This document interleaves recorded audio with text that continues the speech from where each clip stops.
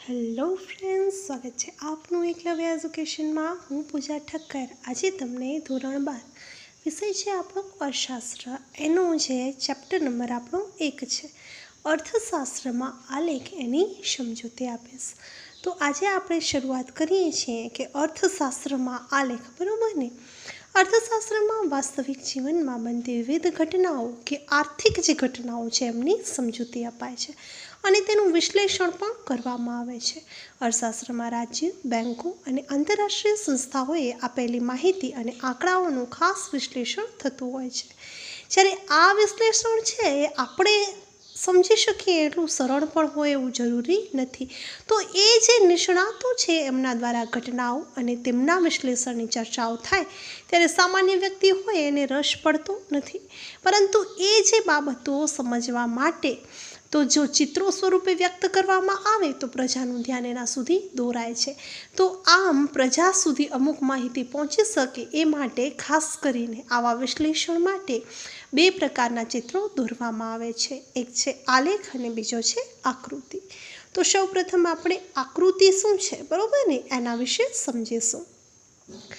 આકૃતિ એટલે તો કે સામાન્ય રીતે અવલોકિત માહિતીનું ચિત્ર દ્વારા પ્રતિનિધિત્વ એટલે આકૃતિ. આકૃતિ દોરતી વખતે સ્કેલ માપ લેવામાં આવે છે, પરંતુ એ દોરવા માટે આંકડાશાસ્ત્રનું ઊંડું જ્ઞાન છે ને એની જરૂર પડતી નથી. આંકડાશાસ્ત્રની દ્રષ્ટિએ જ્યારે માહિતીની આવૃત્તિ અસતત હોય ત્યારે આકૃતિનો ઉપયોગ કરવામાં આવે છે. બીજા શબ્દોમાં કહીએ તો માહિતી એ સ્વયં સ્પષ્ટ હોય ત્યારે એને દોરવામાં આવે છે. તો એના માટે આંકડાશાસ્ત્રનું ઊંડું જ્ઞાન જરૂરી નથી અને આકૃતિનો ઉપયોગ વિજ્ઞાપન કંપનીઓને આકર્ષણ ઊભું કરવા માટે, રાજ્યની માહિતી આપવા અને સામાજિક સંસ્થાઓમાં જાગૃતિ ફેલાવવા માટે કરે છે. એના પછી છે આલેખ. આલેખ પણ અવલોકિત માહિતીનું ચિત્ર દ્વારા પ્રતિનિધિત્વ કરે છે, પરંતુ એની માહિતી છે ને સ્વયં સ્પષ્ટ નથી. જ્યારે માહિતીને સતત આવૃત્તિ રીતે દર્શાવવું હોય ત્યારે આલેખ દોરવામાં આવે છે.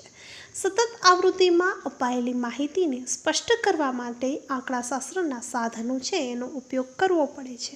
વળી અન્ય પ્રકારની અસ્પષ્ટ આંકડાકીય માહિતી માટે પણ આલેખ દોરવામાં આવે છે.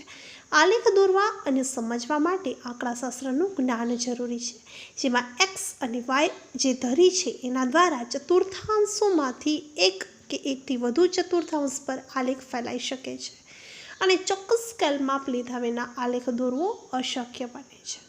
સામાન્ય રીતે આપણે જાણીએ છીએ કે આલેખ એ ગ્રાફ પેપર ઉપર દોરવામાં આવે છે. આલેખનો ઉપયોગ સંશોધનકારો દ્વારા ઉચ્ચ શિક્ષણમાં વધુ કરવામાં આવે છે.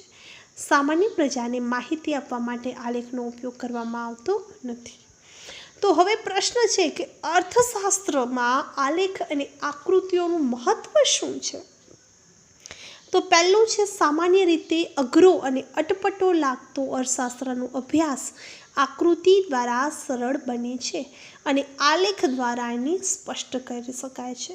અમુક માહિતી એવી હોય છે કે જે ઓછું ભણેલા વ્યક્તિ છે એને સમજાવી અઘરી છે, પણ જો એની સમક્ષ આપણે ચિત્ર રાખી દઈએ તો એ ચિત્ર પરથી સરળતાથી સમજી જાય છે.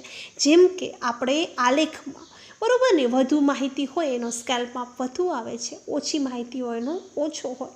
તો એ જોઈને સમજી જાય કે આની જે છે પ્રમાણ, ધારો કે તમે લીધું હોય કે શિક્ષણની રીતે આપણે લઈએ તો વિદ્યાર્થીના ગુણ 40 હોય એનો સ્કેલ માપ વધુ આવે અને 20 હોય એનો ઓછો આવે, તો એના દ્વારા અભણ વ્યક્તિ છે ને એ પણ સરળતાથી સમજી શકે. અર્થતંત્રમાં આવતા કેટલાક પરિબળોના જુદા જુદા વર્ષોના વલણો સહેલાઈથી એક જ આકૃતિ અથવા આલેખમાં જોઈ શકાય છે. વર્ષો જુદા જુદા છે પણ વલણો એક જ આકૃતિ પર, એટલે આપણે સરખામણી પણ કરી શકીએ છીએ. જેમ કે ધોરણ 10નું પરિણામ, ધોરણ 12નું પરિણામ, ગયા વર્ષે કેટલું હતું ને આ વર્ષે કેટલું છે, તો સરખામણી કરવી કેવી બની જાય છે? સરળ બની જાય છે.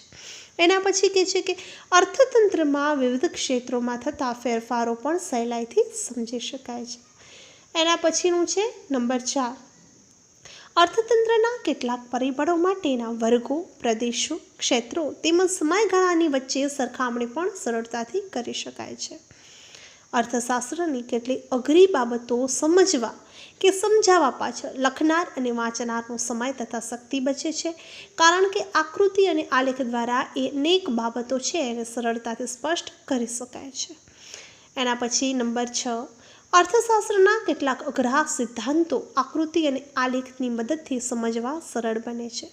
માંગ અને પુરવઠા, બરોબર ને, વિસ્તરણ અને સંકોચન, તેમજ તો કે માંગની મૂલ્ય સાપેક્ષતા છે એનો ખ્યાલ આકૃતિ દ્વારા સરળ બને છે અને વિદ્યાર્થીઓ પણ સરળતાથી સમજી શકે. સમગ્રલક્ષી પરિબળોમાં થતા વલણો સામયિક શ્રેણીની મદદથી દોરાયેલા આલેખ દ્વારા સ્પષ્ટ બને છે, જેમ કે ખેતી ક્ષેત્રમાં આવતા ટૂંકા અને લાંબા ગાળાના આકસ્મિક પરિવર્તનો. આકસ્મિક પરિવર્તનો એટલે એવા પરિવર્તનો જેની આપણે ધારણા કરી નથી પણ અચાનક આવે છે, અથવા કોઈ ઉદ્યોગમાં થતા નિયમિત પરિવર્તનો તથા વલણો સામયિક શ્રેણી વડે શોધી શકાય છે. અને લાંબા તથા ટૂંકા ગાળાના પરિવર્તનો અને વલણો આલેખ દ્વારા આપણે દોરીએ છીએ. તો એના પછી કહે છે કે આ એની હતી મહત્વની બાબતો. પણ આકૃતિ અને આલેખ દોરવું હોય તો એમનામાં ધ્યાનમાં રાખવાની બાબત કઈ છે કે આપણે આ આકૃતિ છે અને આલેખ દોરવું છે આપણને, બરોબર ને? તો કઈ વાતો છે જેનું આપણે ધ્યાન કરીશું? તો પહેલું છે આકૃતિ અને આલેખના પ્રકારની પસંદગી અને રજૂઆત. કોઈ પણ ચિત્રને વધુ આકર્ષક અને અસરકારક બનાવવા માટે તેના પ્રકારની જે પસંદગી મહત્વની છે.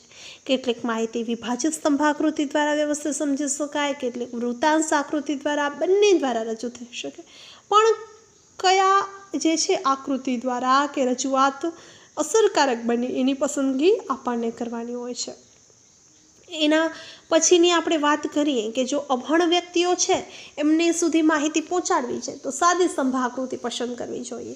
અને જો આપણે વ્યવસ્થિત એવા છે કે થોડા ઘણા શિક્ષિત લોકો છે તો તમે એને વિભાજિત સ્તંભાકૃતિ આપી શકો છો, એની વૃત્તાંશ આકૃતિથી પણ સમજણ આપી શકો છો. બીજો છે સ્પષ્ટતા. ચિત્રની રજૂઆત સ્પષ્ટ અને સ્વચ્છ હોવી જોઈએ. વિવિધ વિભાજનોનો અલગ રંગ, મેથડ અને શેડ દર્શાવવા જોઈએ, જેના દ્વારા વ્યક્ત થતી માહિતીની વિગતો દર્શાવવી જોઈએ.